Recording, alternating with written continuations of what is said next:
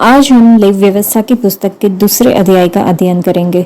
जब कोई यहोवा के लिए अन्न बलि का चढ़ावा चढ़ाना चाहे तो वह मैदा चढ़ाए और उस पर तेल डालकर उसके ऊपर लोबान रखे और वह उसको हारून के पुत्रों के पास जो याजक है लाए और वह अन्न बलि के तेल मिले हुए मैदे में से इस तरह अपनी मुट्ठी भरकर निकाले कि सब लोबान उसमें आ जाए और याजक उन्हें स्मरण दिलाने वाले भाग के लिए वेदी पर जलाए कि ये यहोवा के लिए सुखदायक सुगंधित हवन ठहरे और अन्न बलि में से जो बचा रहे वह हारून और उसके पुत्रों का ठहरे। ये यहोवा के हवनों में से परम पवित्र भाग होगा। जब तू अन्न बलि के लिए तंदूर में पकाया हुआ चढ़ावा चढ़ाए तो वह तेल से सने हुए अखमीरी मैदे के फुलकों या तेल से चुपड़ी हुई अखमीरी चपातियों का हो। और यदि तेरा चढ़ावा तवे पर पकाया हुआ अन्न बलि हो तो वह तेल से सने हुए अखमीरी मैदे का हो।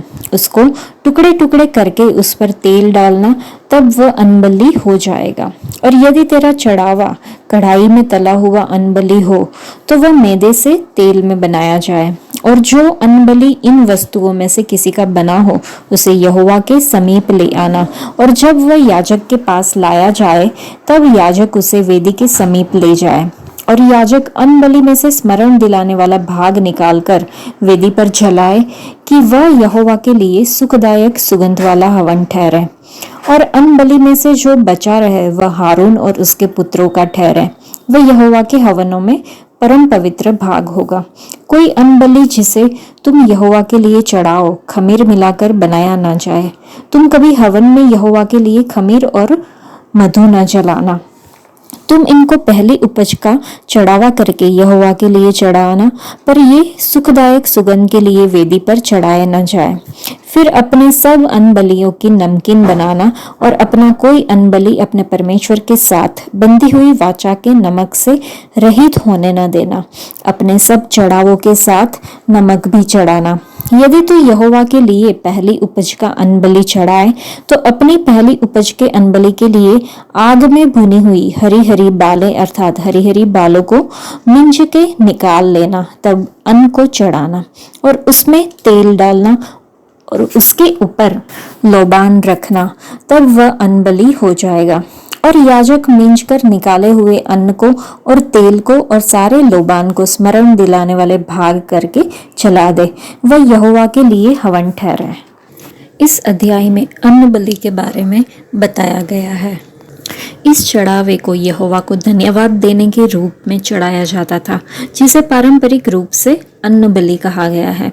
ऐसे बलिदानों का एक मुख्य अभिप्राय यहोवा को अन्न की भेंट देना होता था। बाद में मैदा उसमें तेल डालकर और उसके ऊपर लोबान रखने के बारे में बताया।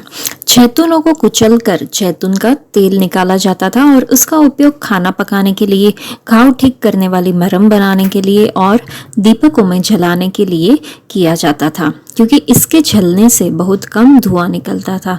यहाँ इसे धूप और मैदे के साथ मिलाया गया है और परमेश्वर को धन्यवाद के एक चढ़ावे के रूप में जलाया जाना है।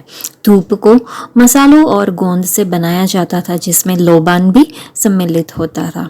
मैदा गेहूं को पीसकर बनाया जाता था। अन्न बलि के रूप में जो भी कुछ आता था उसमें से थोड़ा बचा लिया जाता था, जिसे मिलाप वाले तंबू के पवित्र आंगन में याजकों द्वारा खाया जाता था।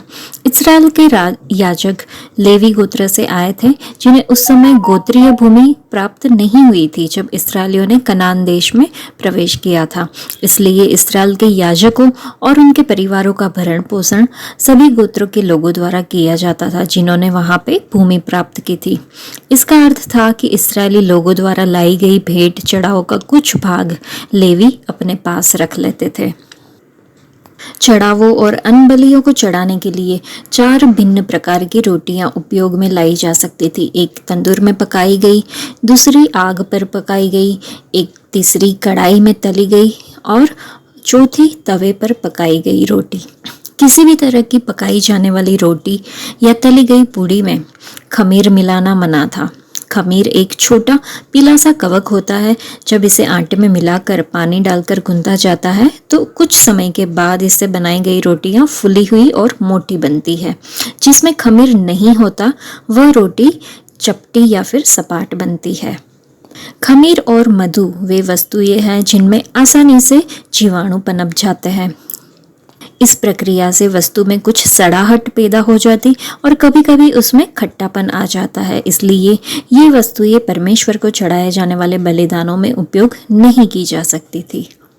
पहली उपज के बारे में भी बताया है। इसमें प्रथम कटाई से प्राप्त अनाज तथा प्रथम कटनी के अन्न से पकाए गए भोजन सम्मिलित है। पहली उपज परमेश्वर को आदर देने के लिए और यह स्मरण कराने के लिए दिया जाता था कि लोगों को मिली हुई आशीषें परमेश्वर की ओर से मिली हुई है। नमक जो है वो भोजन को सुरक्षित रखने के लिए उसका उपयोग किया जाता है। इसलिए परमेश्वर और परमेश्वर की प्रजा के बीच बंधी अनंत वाचा के चिन्ह के रूप में इसे नमक को बलिदानों पर छिड़का जाता था। तो इस अध्याय में हमने देखा कि परमेश्वर ने इस्राएलियों को बलि चढ़ाने के बारे में कुछ स्पष्ट निर्देश दिए। आध्यात्मिक विषयों को प्रभावित करने वाली कुछ बातें छोड़नी पड़ी और कुछ हटानी पड़ी। जो छोड़ना पड़ा वो था कि लोगों को बलि में नमक मिलाने को कहा गया। इसका आध्यात्मिक अर्थ कुछ चीज़ों से होता है, जैसे कि यर्मिया की पुस्तक में लिखा है कि परमेश्वर कहते हैं, क्या मेरा वचन आग के समान नहीं है? और मरकुस रचित सुसमाचार में है कि प्रत्येक को आग और नमक से नमकीन किया जाएगा। ये श्लोक में कहा गया है कि परमेश्वर का वचन अग्नि के समान है। यदि हम इसे दूसरे उपवाक्य पर लागू करें तो समझा जा सकता है कि सभी जो अग्नि है उसको परमेश्वर के शब्द से आशीर्वाद मिला है। यदि हम आध्यात्मिक अर्थ में नमक की तुलना परमेश्वर के वचन से करें तो लेवी व्यवस्था दूसरे अध्याय के अनुसार नमक की वाचा परमेश्वर के वचन की वाचा है। परमेश्वर का वचन और नमक दोनों हमारे जीवन में शुद्धिकरण और संरक्षण की भूमिका निभाते हैं। इस प्रकार यहोवा परमेश्वर ने अपने लोगों से अपेक्षा की कि वे वेदी पर भेंट के साथ साथ दूसरे वचन और व्यवस्था के अनुसार अपना जीवन भी लाए। और जो चीज़ हटानी थी उसमें था कि परमेश्वर ने लोगों को खमीर और शहद का उपयोग करने के लिए मना किया। पहला कुरिन्थियन की पत्री का जब हम अध्ययन करेंगे तो वहाँ पे खमीर का पाप और बुराई के साथ जोड़ा गया है। आध्यात्मिक अर्थ उसका पाप और बुराई है। तो हम देख सकते हैं कि परमेश्वर चाहते थे कि उसके लोग पाप और बुराई से मुक्त जीवन की भेंट लाए। खमीर क्षय और भ्रष्टाचार का प्रतिनिधित्व करता है, जबकि उसके विपरीत नमक शुद्धता, संरक्षण और मूल्य का प्रतिनिधित्व करता है। परमेश्वर ने अपने लोगों को भोजन बलि में, अन्न बलि में शहद चढ़ाने से भी मना किया। इसका कारण यह हो सकता है कि शहद उनके परिश्रम का नहीं लेकिन मधुमक्खी के परिश्रम का परिणाम था। तो हमारी जो बलि है, अन्न बलि है, वो पाप और दुष्टता के बिना परमेश्वर के वादों के अनुसार जीवन जीने वाला बलिदान होना चाहिए। आज के लिए इतना ही। परमेश्वर आप सबको आशीष दे।